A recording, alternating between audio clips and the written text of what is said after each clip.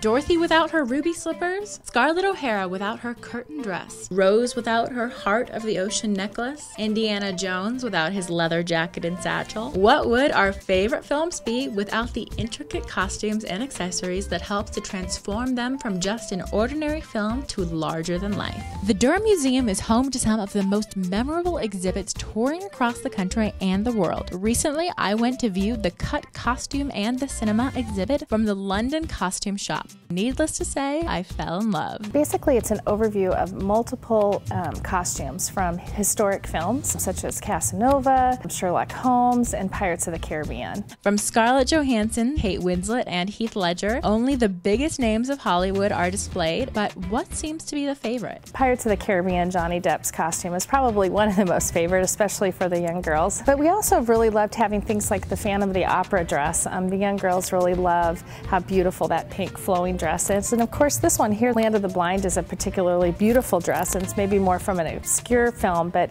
people have enjoyed taking a peek at it too. Another aspect of the exhibit is finding out how some of your favorite costumes were made and some little known facts about them. I think one of the fun pieces that we have here is from the film Defiance, and they show the same costume in two different time frames. The actor in that particular film wore the jacket for the entire film, but it had to show wear and tear over time, so they made a series of jackets, and it's that kind of detail that I think people don't necessarily always realize is going into filmmaking, and so we've had a lot of fun with that particular example. Sherlock Holmes is another fun one. They say a lot of the actors utilize the costuming to help them get into character, and they may have specific requirements for something that they're trying to do in that particular film.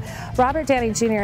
in the inside of his jacket asked for a very oversized pocket to be installed because he did a lot of sleight of hand, kind of magician type things in the particular film, and so he wanted to have access to that.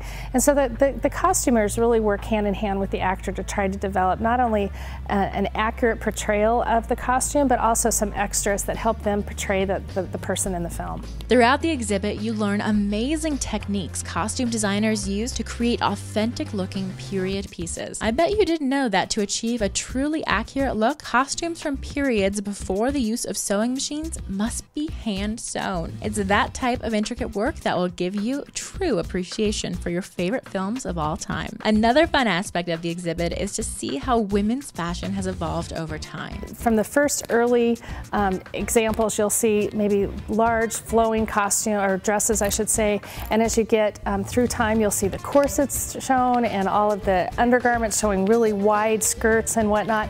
It's really how women wanted to be viewed in society, and I think it's a very interesting history lesson, especially for young gals to come in and see how fashion's evolved and really depict how a woman's status was in the community. The Durham has some other amazing exhibits coming up this year as well. This summer we have Mindbender Mansion coming from the Oregon Museum of Science and Industry, and it's all about science and math through puzzle skills and brain teasers. It's something that's appropriate for all ages. In the fall we have American Soldier coming, which is a pictorial from the Civil War to current day, all of the war and conflicts that America's soldiers have fought in, and it's going to be a very moving and beautiful exhibit. Also during that time we have an Americans in Uniform exhibit that shows actual artifacts from those same war times. Remember, if you want to be whisked away to the historic days of past and modern day film, come to the Durham now through April 29. This is Mal Pearson for Fox 42 News.